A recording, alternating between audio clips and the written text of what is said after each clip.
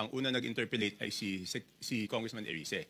So sabi ni Congressman Erice, nung sa dulo na, sabi niya kay Secretary Bonoan, alam niyo ba kung ano yung amount na nadadagdag sa departamento pagdating sa BICAM? Ang sagot ni Secretary Bonoan at the time was that hindi namin alam dahil hindi naman kami part ng BICAM. Makita na lang namin yan pagdating ng General Appropriations Act. So yun po yung pinagsimula nun.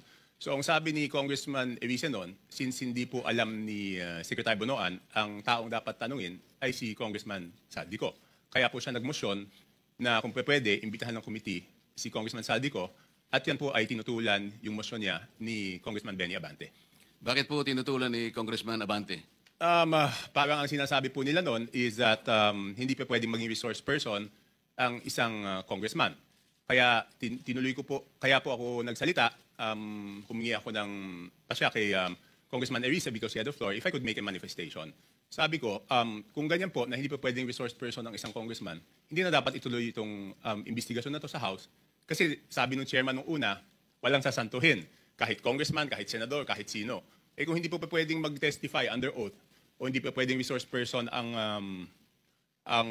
isang congressman, ibig sabihin, exempted yung congressman sa investigasyon. Yun po yung nangyari doon. Bakit po napaka-importante, bakit po napakahalaga na kailangang malaman po natin kung sino-sino yung mga taong responsable